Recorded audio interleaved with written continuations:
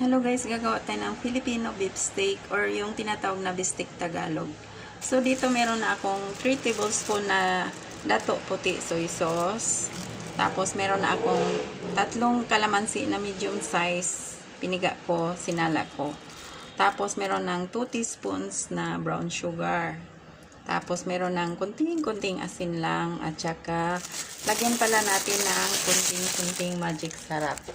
Kasi para masarap naman.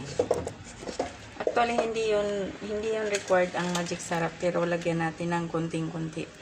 Ayan guys, lagyan ko kunting-kunti lang magic sarap.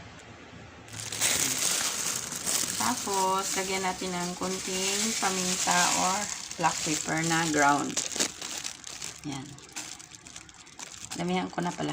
Kasi yung kakain nito, okay lang naman sa kanya manghang. So, ayan.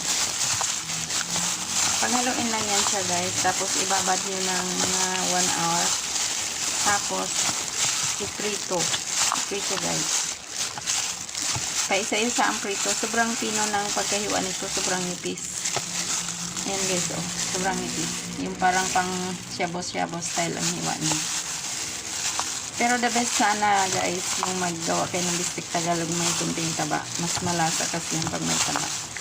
Pero itong nabili ko limit lang siya. Wala siyang taba.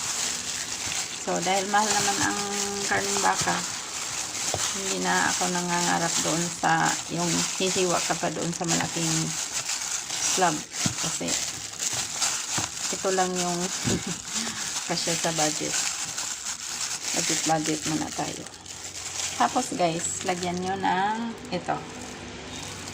Red onion. Para malasa. Ngayon, pag nagluto na kayo niyan, paglagay pa lang sa kawali, mga siguro segundo lang, tatanggalin nyo na yung red onion. Kasi, pag prito nito, sandalian lang. Para lang maging crunchy pa rin ang red onion pag kinain. Bali, tanggalin nyo na, sit aside nyo. Tapos, pang topping na sa beef steak. So, ang gagawin dito guys, pag niluto nyo, prituhin nyo pa isa-isa ito. Although, sobrang nipis talaga.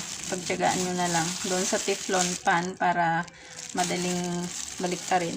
Kasi hindi naman yung didikit sa teflon. So, yun. Pagtyagaan nyo na lang doon. The best kung ang iprito nyo ay butter na gawa sa cow. Kasi yung, okay naman yung butter na na gawa sa coconut. Pero the best sana yung, alam mo yung mga imported na butter na talagang dairy the butter. Kasi pag yung gawa sa vegetable, ay hindi siya ganun kalasa. Kasi yung dairy na butter, lasang baka talaga yung amoy baka niya. So, yun. Pagkaprito nyo dito guys, lagyan nyo na lang ng kunting-kunting tubig para lang magkaroon ng kunting liquid. Tapos, kailangan, lutong-luto talaga siya. Or, it's up to you. Ang baka naman ay pwede mong kainin mong rare, medium rare, or kaya yung fully cooked. So, nasa sa inyo. Pero, iwas cancer, lutuin nyo na lang talaga. Kasi, ang sabi nila, yung madugo na karne, yan nagsisimula ang cancer kasi yan dami daw bacteria niyan. So, yan. Yan lang guys. Bali, pag naluto na yung karne, itatapping nyo na yung ito. Na crunchy pa. So, yun lang. Thank you so much for watching.